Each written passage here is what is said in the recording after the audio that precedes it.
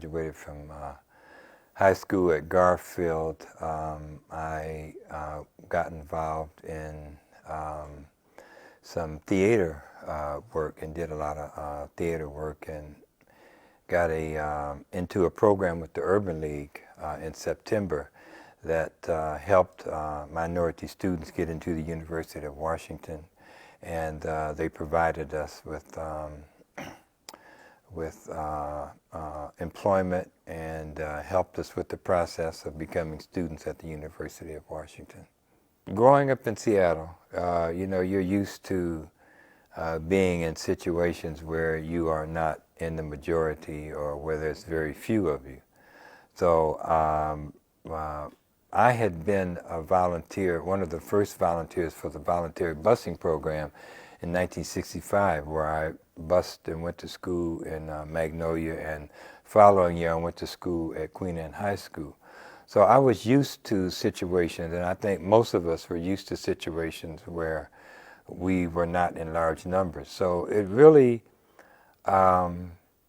wasn't a big issue when we realized there were just 30 of us on campus at that time. It really wasn't that big of an issue. But I think I was just glad to be going to school out at the University of Washington, and I think some of the younger students, we all kind of felt the same way. I'm pretty sure I can safely say that all of us who were here were on a personal academic mission, to go through school and do as good as we possibly could do, and possibly graduate. But there were so many things that were happening around us in the community, in the country, and in the world that we couldn't help but get caught up by all of the events that was taking place. And so that's, we oftentimes sat around in the hub as a group. We all, all the African American students gathered together in the hub, and we all were always talking about different things and different issues that were going on. So it was pretty natural process for us to move towards establishing a black student union so that we could be able to engage in issues that we thought needed to be addressed on the campus, number one, and also be a part of the issues and things that were taking place outside of the school. The Black Panther Party hadn't really even came along yet. We first began to come together to talk about establishing the BSU. And then it was probably a little bit later, maybe 3 or 4 months later, that actually there was a Black Student Union conference in San Francisco. And so we had heard some things about the Black Panther Party, but we really hadn't had any contact with the Black Panther Party. So, having an opportunity for all of us, I think it was about maybe 25 or 30 of us that went down to San Francisco State to this Black Student Union conference. And that was the first time that many of us got exposed to the Black Panther Party. And that was really began a connection with and a desire to be part of the Black Panther Party. So when we were there, we had, my brother and I approached Bobby Seale about having a Black Panther Party chapter in Seattle. And this was, we're talking about April of 1968. And so the Black Student Union had already been started, because we had, we had organized a Black Student Union at Garfield High School, and we had went on a demonstration at Franklin High School and had already closed it down. And so, and then we were arrested for that sit-in, and Martin Luther King was assassinated on that same day. And a week later, maybe 2 weeks later, we went down to San Francisco. So it was all of these currently, things were moving so fast and so rapidly, you know. And so then we went down to San Francisco. We attended the funeral of the first Black Panther Party member that was killed, little Bobby Hutton, and that helped to you know make this fire even burn even hotter in terms of really feeling that we really had to be involved in something, and there was really a lot of serious work that had to be done. And so when we came back and from the BSU conference, a week later Bobby Seale came to town, and we met at my parents' house, and there were a lot of us were there. I would say half of the people that were there were students at the University of Washington. And so we formed the Black Panther Party in April of 1968.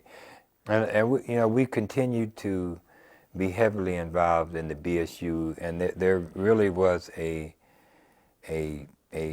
blending of the two, of Black Student Union and the Black Panther Party.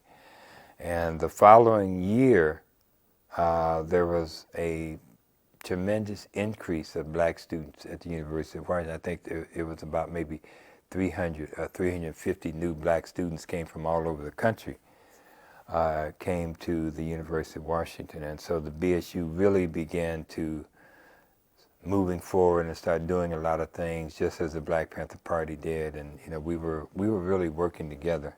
And you know, this is what really happened all across the country. You know, a lot of students who were going to universities and colleges, and you know, this happened in San Francisco State. The BSU at San Francisco State and the Black Panther Party had a lot of members that were in both of the organizations. And this really was the same pattern that played out all across the country. There was a strong connection between black student unions and the Black Panther Party. Even though there was a blending of the two, there became a time, and it happened very soon, where it was quite obvious it was two different things. That the Black Panther Party, being a student and being in the BSU and going to school and working around issues on campus and justice for issues on campus was one thing. And being in the Black Panther Party was almost totally another thing, because the Black Panther Party was considered a militant organization that talked a lot about revolution and believed in arming ourselves for self-defense, and were involved in a whole lot of other things that weren't necessarily people in the BSU didn't want to be involved in. And so it happened pretty quickly where the two things began to distinguish themselves from each other and began to separate. You know, there were people that realized that, well, I'm not ready for this. I don't think the Black Panther Party I'm not ready to give my life away. I'm not ready to die and sacrifice my life. And then there were those of us who said, we are ready to give our lives. We're ready to die and sacrifice and do whatever it is that we have to do to bring about justice in this country. And so, you know, the media did a very good job of painting the Black Panther Party as a militant organization that carried guns and was involved in violence. And then there was the other side that was involved in a lot of community programs. So, you know, anytime you have an organization like that, you know, it's going to be two perceptions of it. And so we were always fighting the other perception. And so it was a constant battle. There were already a lot of things that were already happening. I mean, people were, there was revolution in the world. You know, revolution was taking place in the world, you know, in Africa and South America, Cuba. You had Che Guevara, who was a hero even at that time period. You had the Vietnamese War that was taking place. You had 6 political assassinations just in the decade of the 60s. You just had Martin Luther King, who had just been assassinated. Excuse me. And I might add that it was the death of Martin Luther King that really pushed a lot of young people, not just black people, but a lot of young people, black, white, Latino, Asians, to thinking more militantly, you know, and feeling that since they killed Martin Luther King, then nonviolence is over. We have to look for other means. So we were already in crisis. There was nothing that we had to do. It was already happening that was already pushing us towards what we saw as revolution. I think that yeah, we are moving forward, and I think since President Bush stole the election the first time, I think there's been a series of events that have really begun to politicize people, particularly young people. And I think, you know, the event with the WTO, I think that really caught the attention of a lot of people and really put the idea in a lot of people that, hey, you know, this is not over. We have to continue to struggle. There's a lot of serious issues that we have to begin to look at.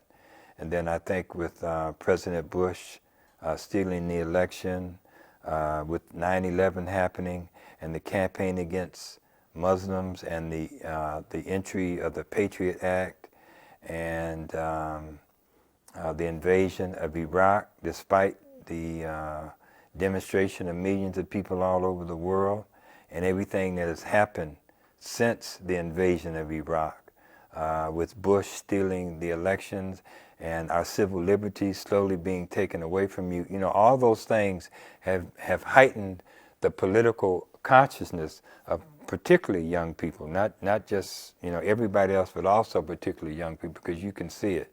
You can see it in them. And so, you know, that thing is happening.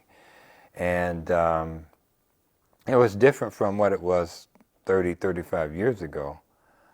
Because our country has changed, and a lot has changed. You know, before that, there was no such thing as integration. You know, when the Black Panther Party and the period of time that we're talking about, there was no integration. And so, you know, our communities were segregated.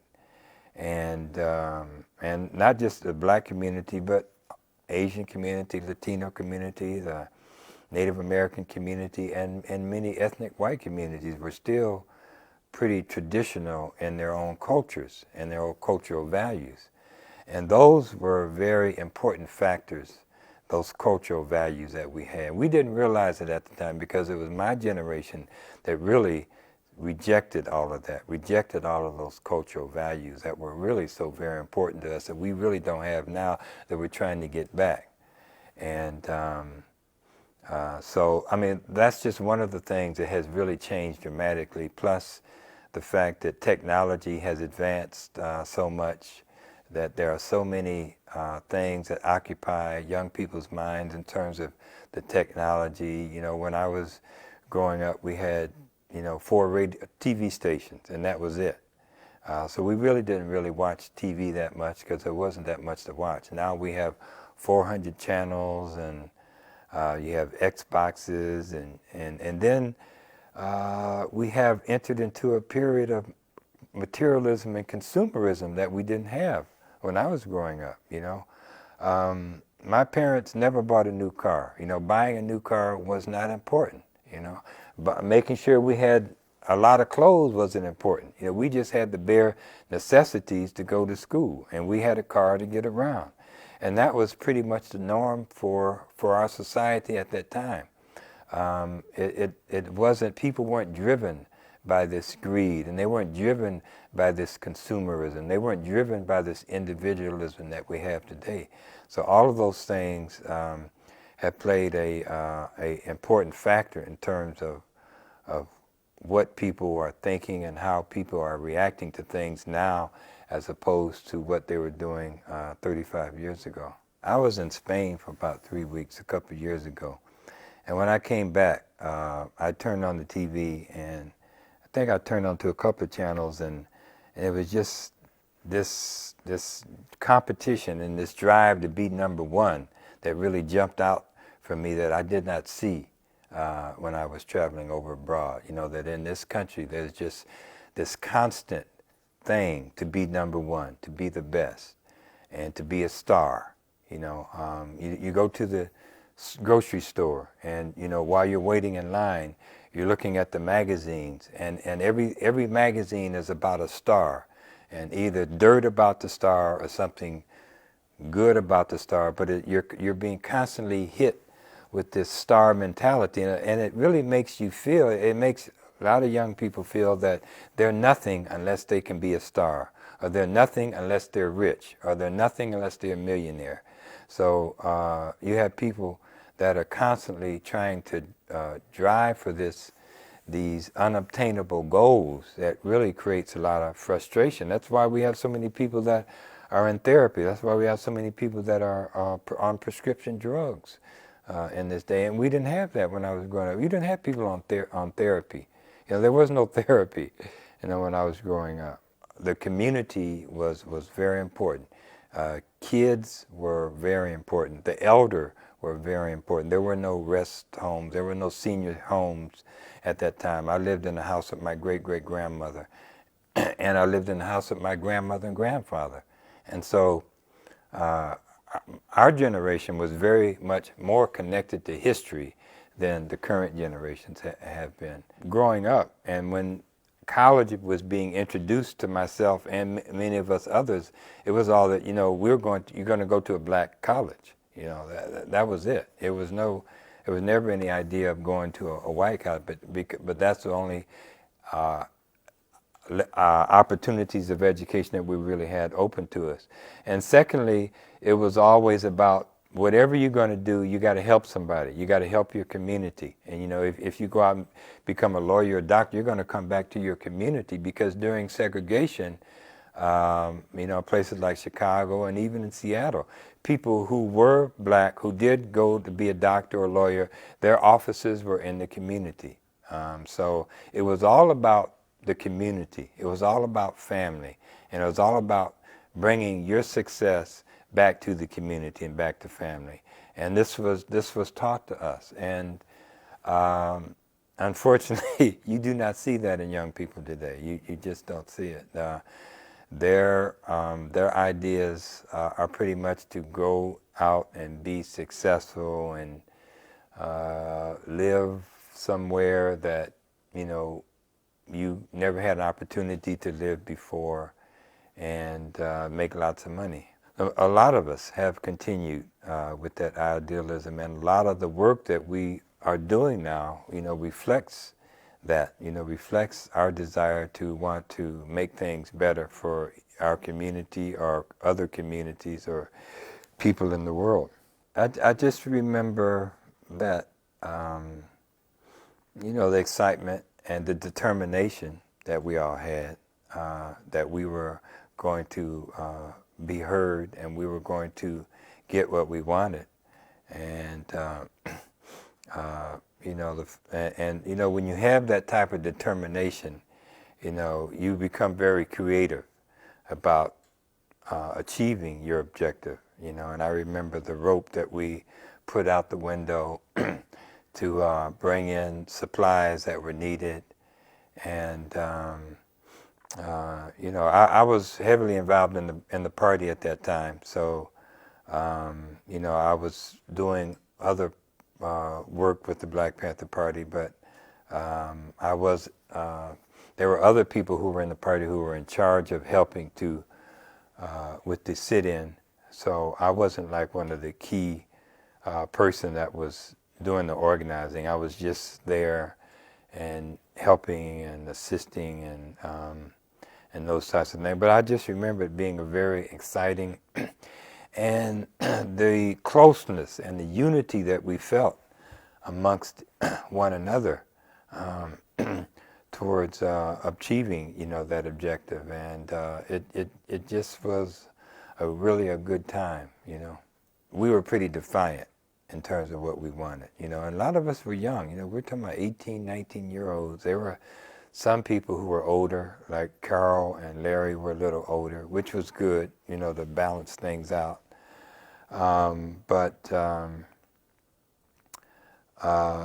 you know, the fact that they were willing to listen to us, but, you know, at the same time, we had to take over the office, the dean's office, and go through all that trouble that we had to go through. So, you know, it was an effort to get their attention and get them to understand that we meant business, you know, and that they had to listen to us, that we weren't going to go away. And we wanted a Black Studies department, and we did. We were able to bring a lot of really good people here for that. And this was something that was happening all over the country. And the Black Panther Party was involved in many places with bringing Black Studies departments to a lot of universities. So I think we were very successful in achieving our goal at that particular moment. There was a big organization here, the Seattle Liberation Front, there was SDS, so there was a lot of stuff going on campus around the Vietnam War. And I must say that Seattle did not have the level of racism and the level of police authoritarianism that they had in other places. I remember a large demonstration here on the campus, and in order to disperse the crowd, someone in the administration came up with the idea of bringing in bees. I don't know if you haven't heard that story? Yeah, they bought like 3 truckloads of bees and let the bees out to disperse the demonstrators. So that was kind of funny, and it did disperse the crowd too.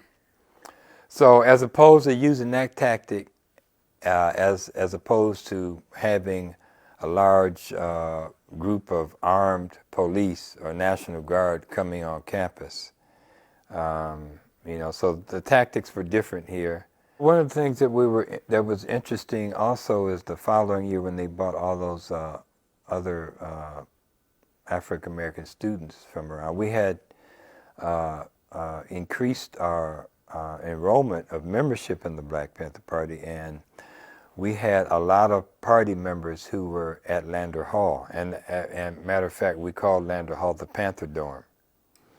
And I just wanted to throw that little bit of history out there.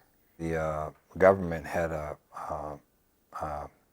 secret program to not just annihilate the Black Panther Party, but other radical organizations. It was called COINTELPRO. And through COINTELPRO, there were a lot of Black Panther Party members and other people who were involved in other movements that were, you know, assassinated. There were over 35 members of the Black Panther Party that were killed from 1967 to about 1972. And there were raids on our offices. In 1968, J. Edgar Hoover and Richard Nixon and Attorney General John Mitchell declared that the Black Panther Party was the #1 threat to the security of America. And with that threat, they began to implement this COINTEL program. There were over 800 party members that were arrested. Many went to prison. There are at least 10 people who are still in prison today. There are a number of people who had to go into exile.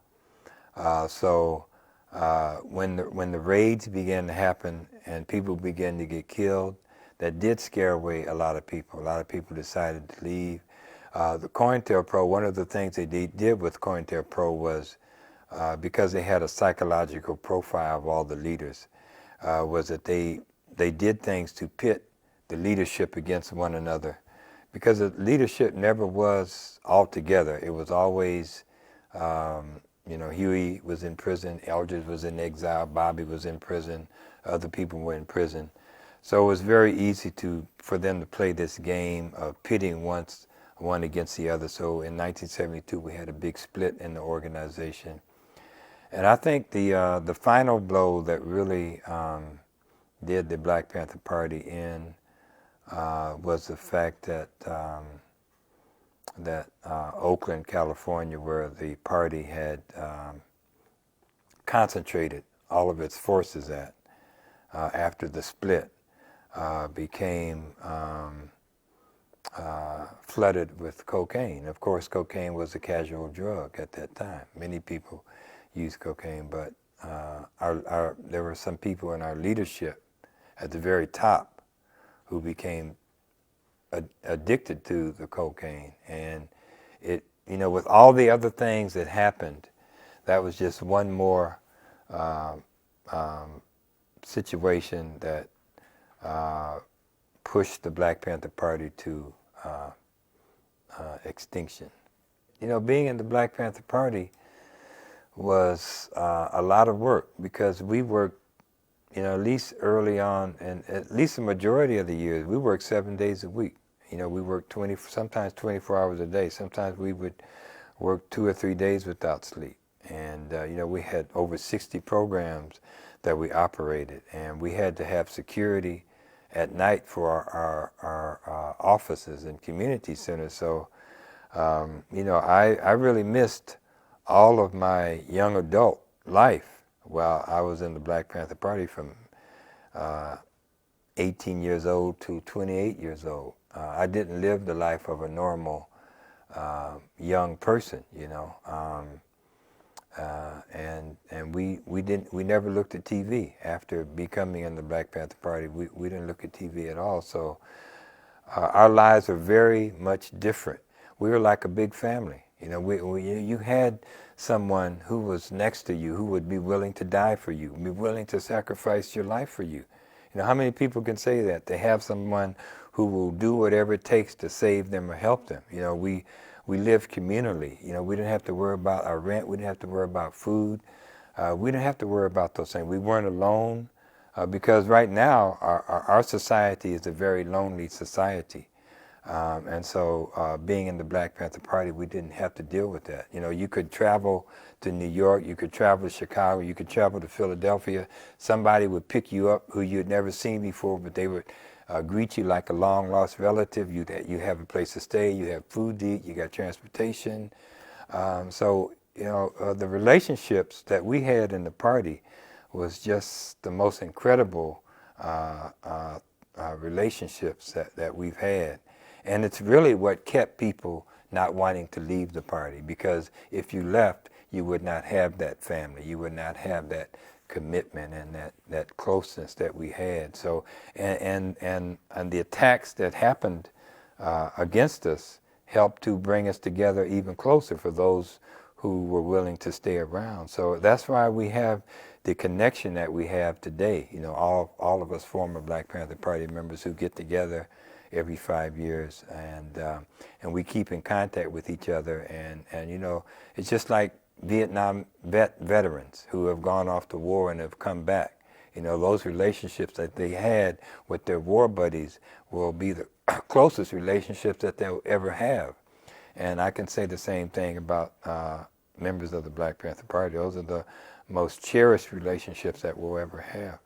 Women in the Black Panther Party were just like the men. They demanded respect. They demanded to be involved equally. Women were treated, our code anyway was to treat women equally, and they were considered our better half. And women were taught to do everything that the men were taught to do. And there were women who were in leadership. There were women. There was a woman who became head of the Black Panther Party. So we did a lot of work towards making sure that women were included. But even saying that, there were still a lot of issues. There were still things that happened negatively towards women. But if you were to compare us to any other organization, we were far, far ahead of any other organization when it came to women. But we still, we brought so much baggage with us into the party, and a lot of it was male chauvinism baggage and male whatever. And so we were constantly fighting and battling against that, and so But women, you know, the women that I met in the Black Panther Party were just some of the most powerful, most dynamic women that I have ever met. We used to bring Ron Dellums up here. The BSU used to bring Ron Dellums up here pretty much on a regular basis, and had been running for city council in Oakland. He was very connected to the Black Panther Party, but I think Ron Dellums really had a lot to do with the development of the BSU here in Seattle, and I just wanted to throw that out.